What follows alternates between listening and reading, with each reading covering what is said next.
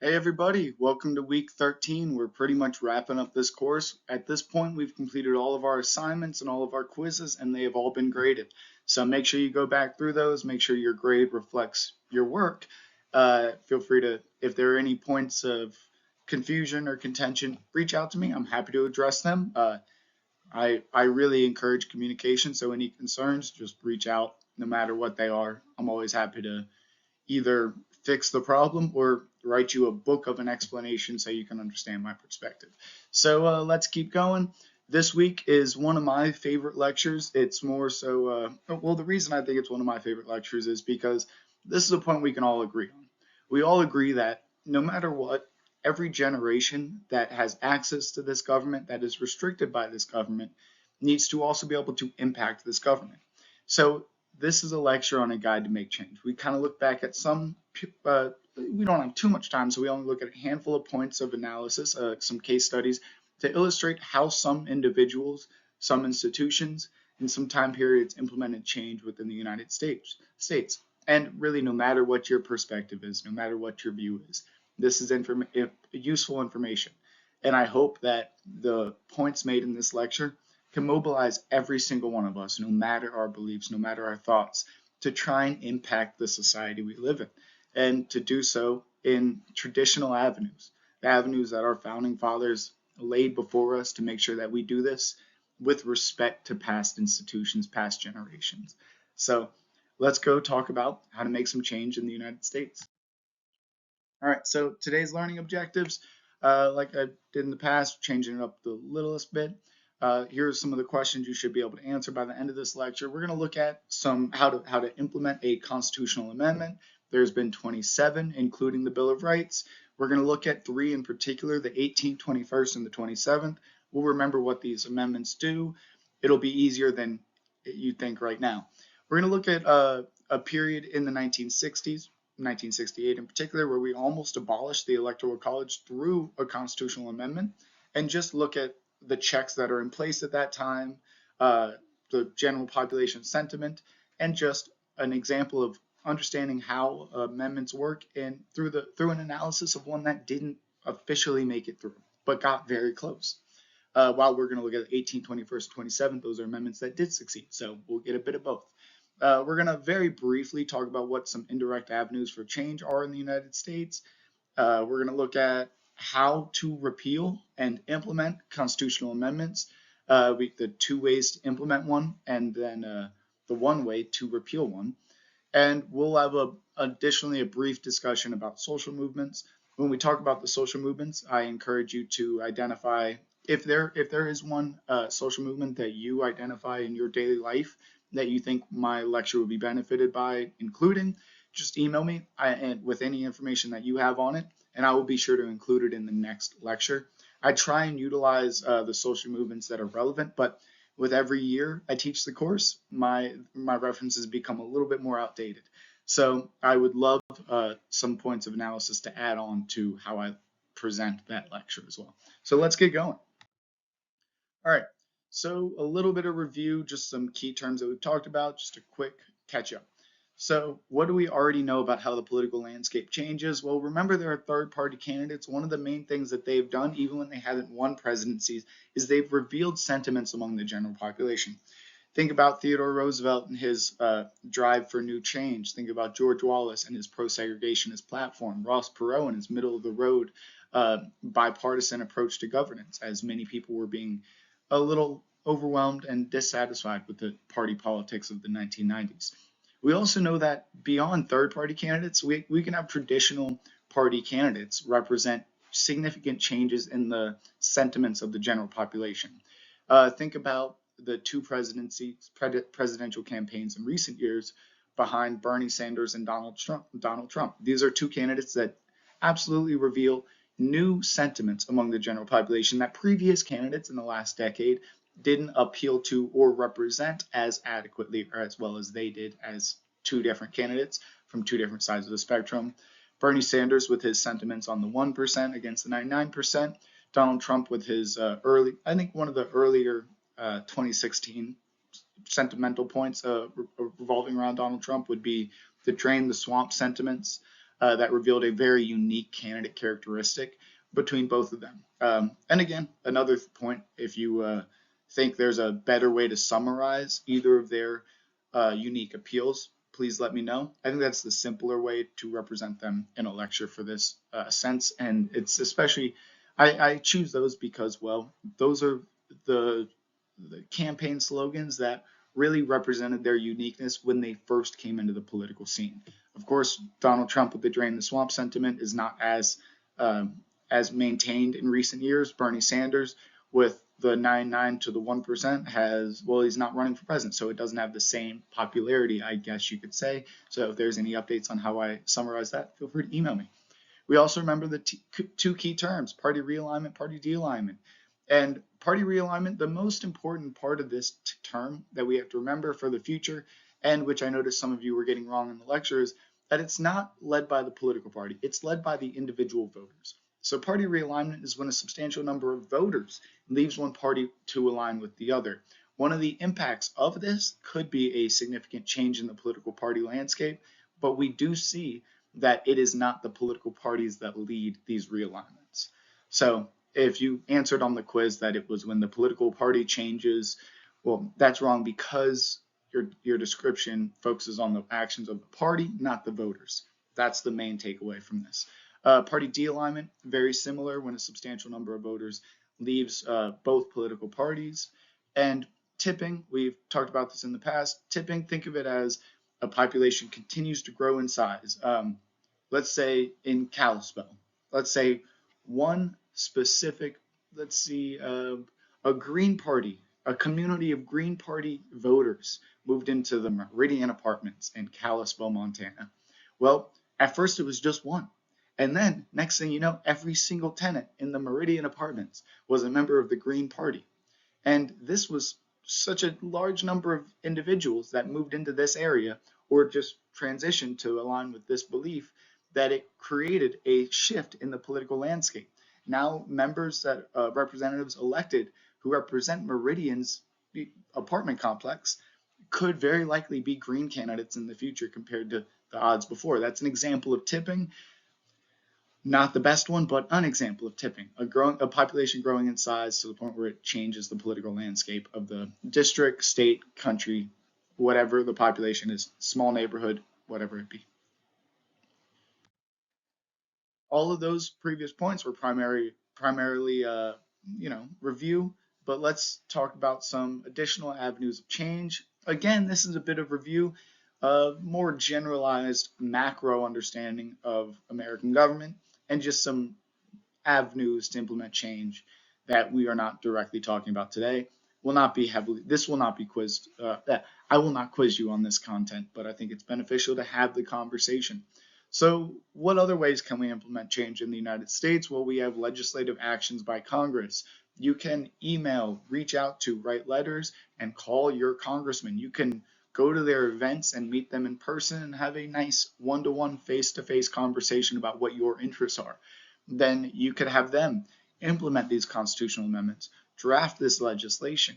There have been many countless examples of individuals writing a drafted constitutional amendment, writing drafts of legislation, and then emailing that, mailing it to their representatives, and the representatives then bring this for a vote on the state house, state senate, federal house or senate floors.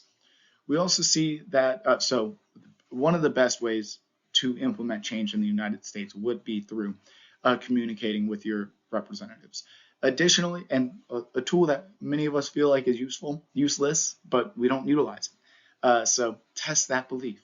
Also, we see the actions of the President of the United States through executive orders. Now, this is something we've seen in numerous presidencies. Many times executive orders are utilized in mass. Our current president has broken the record for most executive orders in the first 100 days. Fascinating. So, and what I mean by making that point is that you can see that there is a lot that can be done through these executive orders. He has impacted many dimensions of American life through executive orders, and it is one way to represent what a president is campaigning on and putting it into practice. And And there are a wide range of executive orders, and the vast majority, I would assume all executive orders from a president, stem from what they identify as policy preferences of their constituents through their campaign. We also see decisions of the federal courts. The Supreme Court rulings have an immense impact in the United States, history, politics, and interpretation of law. We've gone through them in our judicial branch lectures. I think we have another slide to quickly talk about them again in a second. So we'll pivot from this for a second. We also know that the activities of the political parties have a significant impact. And this is one where you have to look at it in a little bit more detail. Political parties run events, they run conventions, they have political outreach constantly occurring, whether it's an election season or not. The political parties are trying to understand what the constituents want to focus on. You could interact with your political parties or regional political parties and create a sentiment, a belief, and really push for what you identify as the primary issues in any time period through your political parties, who will then advocate for these beliefs to their elected candidates and work in whatever ways possible to represent your interests. We also see the application of customs led by elected candidates or really individuals. We can implement new ways of life just through our daily actions and expressions of civil unrest. One that we see frequently utilized, protest, and one that throughout American history has been one of the best tools utilized when successfully done through peaceful protest to implement new changes in legislation. Now, let's briefly talk about social movements. I make this slide based off of a course I took in college, upper division political science course on social movements at large. Of course, that was one where we covered this over the span of 15 weeks. And here I'll try and summarize the most important bullet points in just one slide. So overly summarized, but we see here that social movements, when simply defined, are purposeful, organized groups striving to work towards a common goal. Simply put, unification for a common objective. Now, there's a term you will often hear about when discussing social movements, and that is a grassroots movement. This is an organized effort which stems from groups of individuals within a specific geographic area that want to bring about change. Think of grassroots as, well, it's starting from the bottom upwards. You do not see a political party advocating for change and then the people following. Instead, a grassroots movement would be represented by maybe mass protests and then an application of policies by the political parties afterwards. A grassroots movement would be represented by many individuals out campaigning for policy positions, policy advocacy. You may see people that go knock door to door asking what you may think about a specific issue and see if they could give you any materials on that issue, whatever it may be. They may represent a grassroots movement. Now, so simply put, grassroots movement summarizes a movement that starts from the population and then impacts institutions instead of the other way around. We also see that when studying social movements, there's a consensus that every single social movement that will ever exist in the United States or abroad, anywhere in this world, will entice a counter movement. They all have and they all will. It is basic humanity. Human nature to disagree, I guess you could say. So understanding that when you support a social movement, when you're a part of a social movement, when you don't agree with a social movement, you may be examining or be a part of the unintended, guaranteed counter movement that will exist. And understanding the existence of a counter movement when you are a part of a social movement is essential to understanding avenues to implement progress. We also see, when talking about social movements, there's a term utilized that some of you may have heard in your daily lives, the free rider problem. And that is simply defined as when those who benefit from resources, public goods and common pool resources do not pay into them, but they obtain the benefits from them. So think of it as somebody who would contribute from the work of a social movement, but did not go out there and contribute to the social movement. So understanding this, we'd understand that every single social movement will do two things. It will have free riders because not everybody involved or that will be impacted by a certain policy initiative will be able to participate. and it will create and incentivize a counter movement. So understanding these two realities is essential for understanding your role, understanding the impact, the value, and just generally understanding social movements at large. Hopefully can minimize the degree in which some of us have negative reactions to either a social movement or a counter movement to a social movement. I hope you can see I am identifying both sides of the spectrum with that comment. Now, let's talk about the use of social media. This is the point I was talking about earlier, where if you would prefer I mention a different social movement and you think it could represent these uses of social media in recent years, please email me the social movement and how they utilize social media, and I would love to replace one of these, put that in the lecture. I just think when you look at social movements in the last 2 decades, these are some of the ones that stand out as gaining the most general traction on the national level. But of course, if there's one that's very representative of this district, this region of the country, I would love to prioritize that and include it in the lecture. So please email me. No matter what proposal you have, I will respect it, engage with you, and I would love to implement it. So let's talk about these very briefly. The main takeaway here is that that line at the top. Social movements have been utilized during social media has been utilized during social movements to present atrocities to the general public, distributing footage, and schedule and coordinate mass protests. So one of the primary tools that social movements, one of the primary avenues in which social movements utilize social media in contemporary institutions. So let's look at the Me Too movement. If you remember the Me Too movement, it was when a large amount of, and this really started from those within popular media, I guess you could say, a lot of actors, actresses, directors, writers, that you saw a lot of them coming out and coming forward with information about some atrocities that had happened in their lives. There was a significant part of the Me Too movement which surfaced as posting on social media, telling the story of what has occurred to you with the hashtag Me Too. One of the best usages of social media within a social protest, within a social movement. Sorry, social media and social movement are getting all mixed up. So we see this was a great example of presenting atrocities that has occurred. Pivoting from this, you saw Black Lives Matter movement utilize social media to distribute footage of police oversteps resulting in death, which mobilized millions to protest. We saw this during 2020 after the deaths of a few individuals, and we saw mass movements in response. And of course, I am mentioning these two movements because they are the best examples of contemporary uses of social media. When you exclusively talk about their social media usage, you could identify well-structured positive usage of social media that provided a clear benefit to the movement at large, at least when measured by political scientists. This is the consensus identified. We also see the March for Our Lives protest, which happened around 2018. So this one's becoming a bit outdated, and I would love to replace this one with anything you guys recommend. I just think this is a great example in recent years in which we saw social media was utilized in a very short time period. It was just about a week in which they scheduled very structured protests around the entire nation, in which most capital cities had a lot of structured speeches, had a very structured march from one place to another. Just a great example of a protest, a social movement in which social media was utilized to coordinate.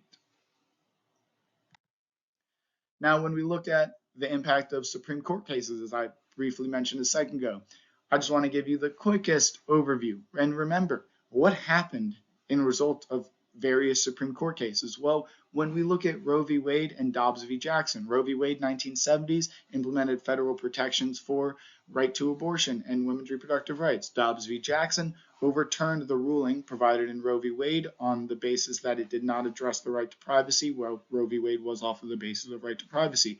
We now see as an impact of this women's reproductive rights and the issue of abortion being brought to the states instead of addressed on the federal level. Those are the generalized, simplified summary of Roe v. Wade and Dobbs v. Jackson's impact. Whatever your opinion is, we do see the impact as significant. We also see Brown v. Board of Education, one that had not been overturned, in which we ended the constitutional segregation of education within the United States, an impact that we see to this very day. Legislation that resulted in some counties shutting down their school districts for 10 years, 10 years, while not 10 years, 5 years. Sorry, numbers. When you're talking quick, you can mix them up. 5 years, and that happened in the district right next to where I lived in Virginia. If my dad was born, the district next to where I was born, the year he was born, he would not have been educated for the first 8 years of his life.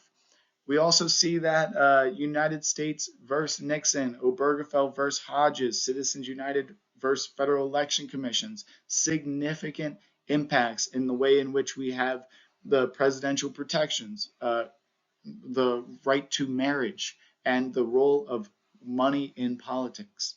So we do see the Supreme Court is a leader when it comes to changing society and the way we live our daily lives. And sometimes we might want to put more of a focus towards Supreme Court interpretations and how that may impact our lives than other avenues of change. Although your focus should be directed wherever you believe it is most important. Not trying to tell you how to think. Now let's talk about the primary takeaway of today's lecture. How do we change the Constitution? Well, Article 5 of our Constitution provides the roadmap for this precise change. For one, we do require a supermajority, a 2/3 vote, to implement constitutional change, regardless of which way you implement it. So we see that this is something that we need true unanimous support, so it does not happen often. Since our nation's birth, I don't know if that's the way you put it, but since we ratified our Bill of Rights and implemented the first 10 amendments, we have only added an additional 17 amendments since, leaving our Constitution currently at 27 amendments. So we see when we talk about these 27 amendments, how do we implement them? Well, there are 2 ways to implement them, and one way utilized far more frequently than the other. I also want to read really quickly. Article 5 of our Constitution states, the Congress, whenever 2/3 of both houses shall deem it necessary, shall propose amendments to this Constitution, or on the application of the legislatures of 2/3 of the several states, shall call a convention for proposing amendments, which in either case shall be valid to all intents and purposes as part of this Constitution, when ratified by the legislatures of 3/4 of the several states, or by conventions in 3/4 thereof, as the one or the other mode of ratification may be proposed by the Congress, provided that no amendment which may be made prior to the year 1808 shall in any manner affect the 1st and 4th clauses in the 9th section of the 1st article, and that no state without its consent shall be deprived of its equal suffrage in the Senate. That was a bit wordy, and as you can see, it kind of mirrored the framing and the language that our founding fathers utilized in writing the Federalist Papers. So maybe that was one of the reasons why it is important to be able to interpret the Federalist Papers, because, well, we have to interpret our Constitution using the same language. So what we just read lays out the 2 ways to implement change. Let me try and simplify it and break it down in modern English. These 2 avenues of change are congressional proposal and constitutional convention. Let's visualize these concepts. So now that we're visualizing it, let's see. To the left, we have congressional proposal, and on the left, we have constitutional convention. Let me use the bulletproof. This congressional proposal, and over here to the right, constitutional convention. So we see that these are the 2 avenues of implementing constitutional change. So let's talk about congressional proposal. So how does this happen? There are 2 primary steps when extremely oversimplified. It is proposed by Congress, and it is voted on by the Senate and the House. You need 2/3 majority in the House, and then additionally the Senate as well. And if you get 2/3 majority in the House and then you bring it to the Senate and they say, we can agree, but we have to change this one detail, what happens? Well, just like legislation, if it's changed at all, it has to be brought back to the House for a second vote in its final form. So you need 2/3 majority in both bodies within Congress to pass this on to the states. Once it has been approved and voted on by the majority of Congress, proposed and then approved by the majority of both bodies of Congress, we see it is then brought to the states. We then also have to have 3/4 of the state legislators vote to ratify this amendment. What that means is we then must have these states agree that this new amendment additionally restricts the state as well as the federal government, stating that that state will align with the new legislation. So we simply put, I will not ask you how many steps there are in either way because this can be a bit more complex, but we do see the congressional proposal avenue with 3 general steps: proposal, vote in Congress, and then ratification by the states. Now, this is the avenue every single one of our modern constitutional amendments has been implemented. Constitutional Convention, although laid out in Section 5 of the Constitution, has not been utilized to implement constitutions in contemporary years, but we do have this roadmap available. So this is an avenue in which we could provide a constitutional convention in which all states must meet and debate the validity of a certain new constitutional amendment.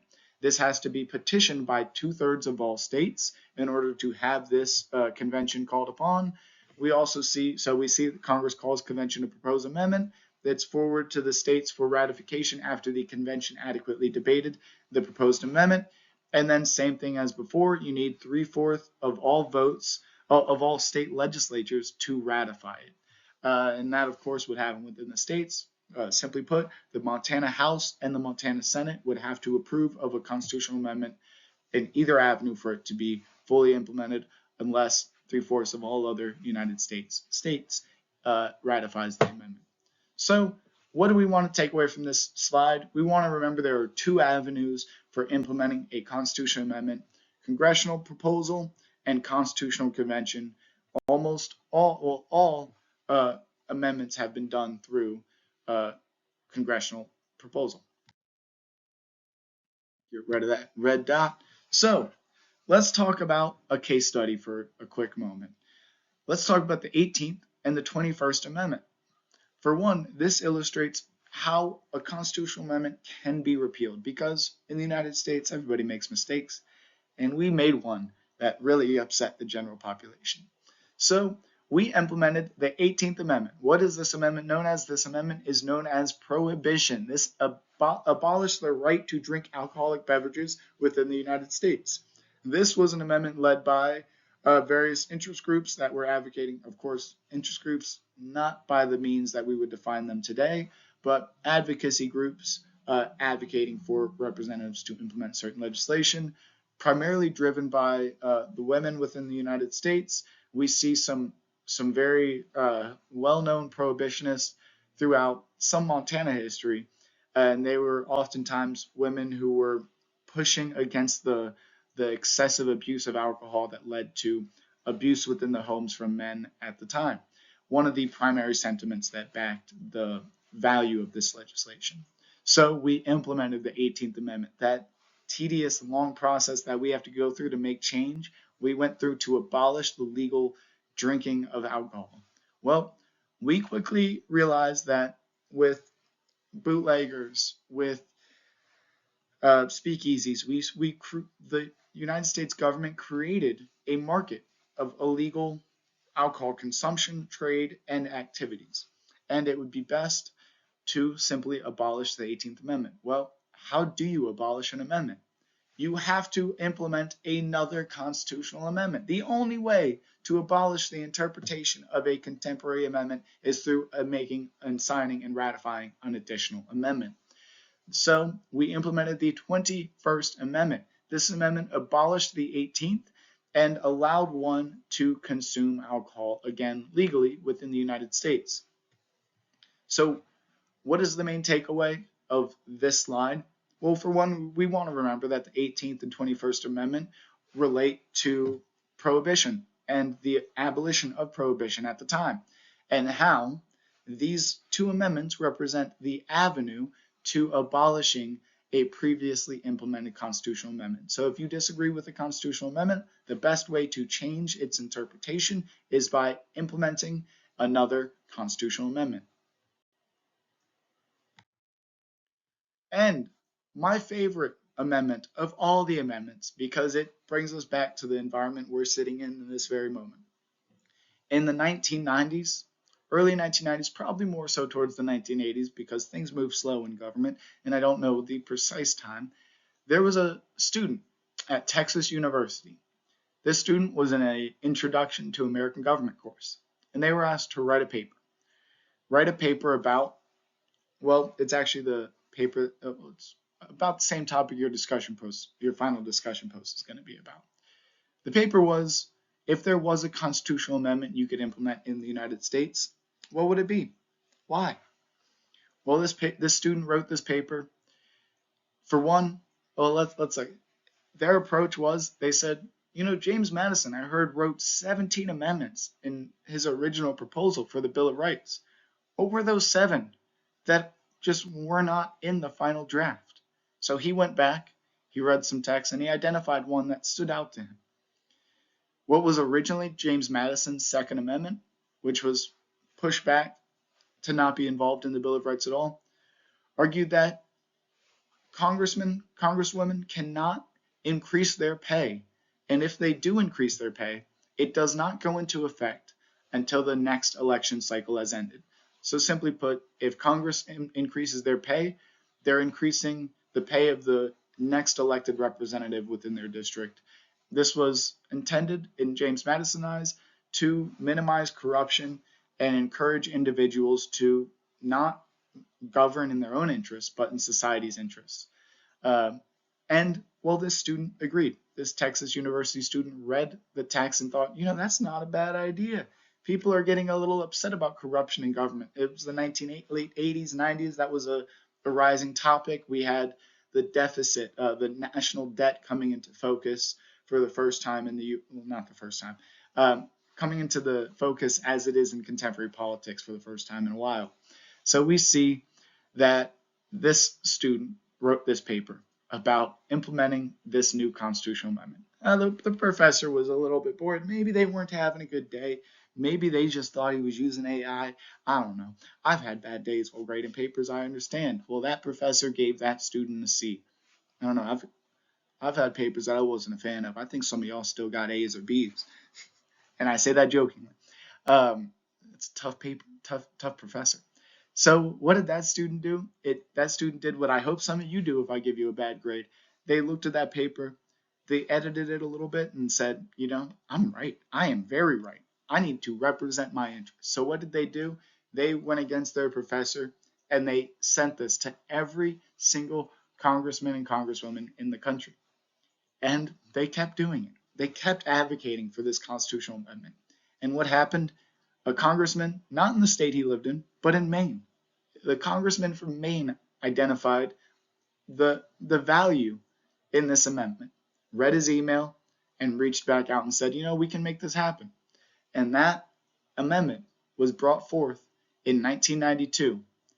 And after a long life of sitting on the shelves after first being written by James Madison, it was finally implemented as our most recent constitutional amendment, thanks to one of our founding fathers and some college student who wasn't happy with a C.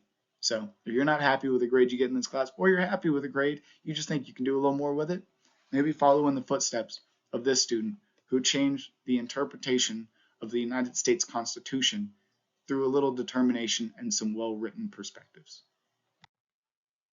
Now, one more case study I want to look into talking about change, especially constitutional change. That's the case study of the Electoral College. We just finished a discussion about the merits and detriments of maintaining the Electoral College.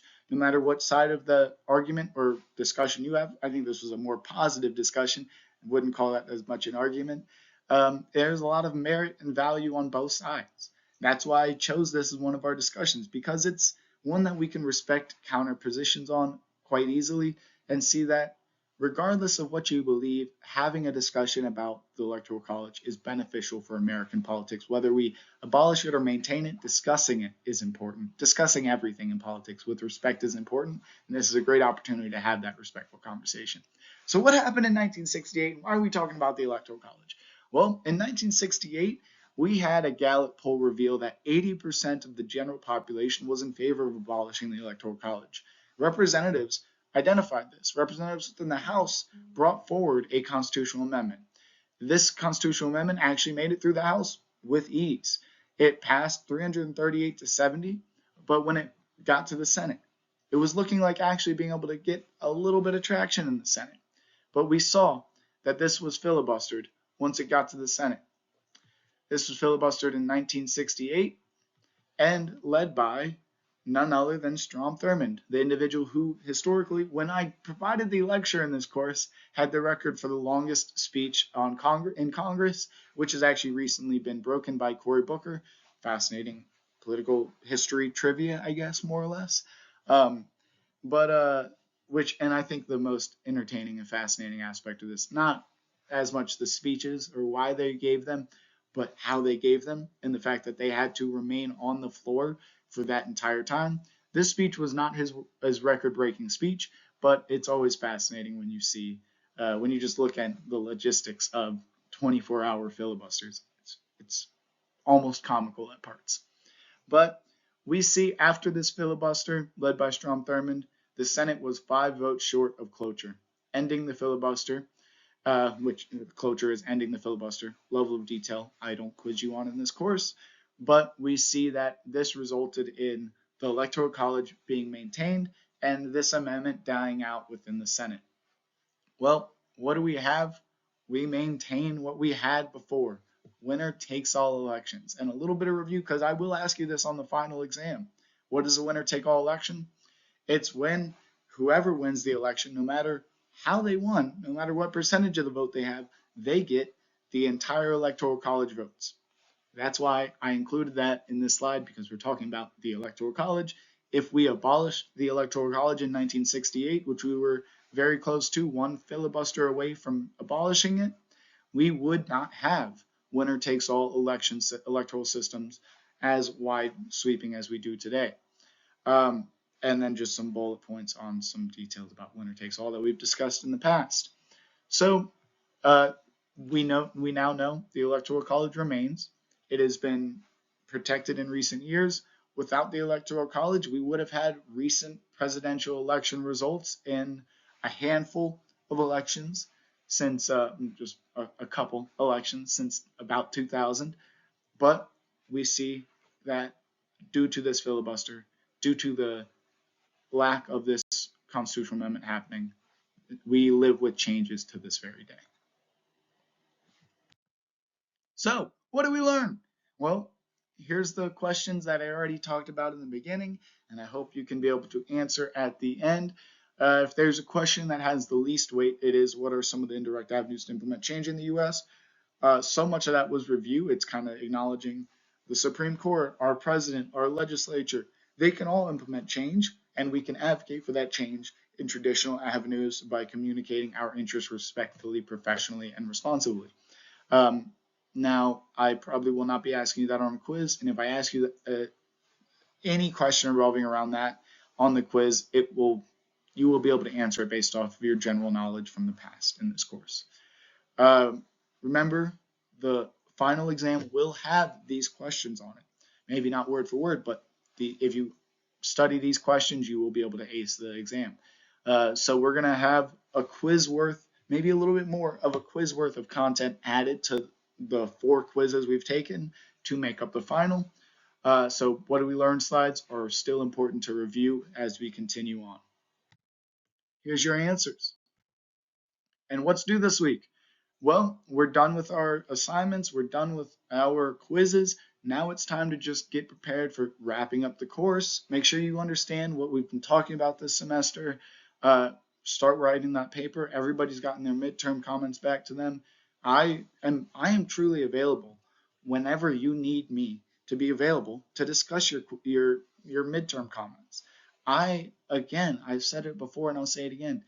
There's not a single paper I graded that made me upset, made me feel anything negative towards what you're saying, made me think anything less of you. I gave a million comments because I thought a million comments would be more helpful than a general thumbs up. So I'm just trying to help you make your final exam as good as it can be and in no way critique any of your work. Um, I know being critical is the only way to improve, so I try to be critical on the text, but not you as individuals. I love having you all in this course.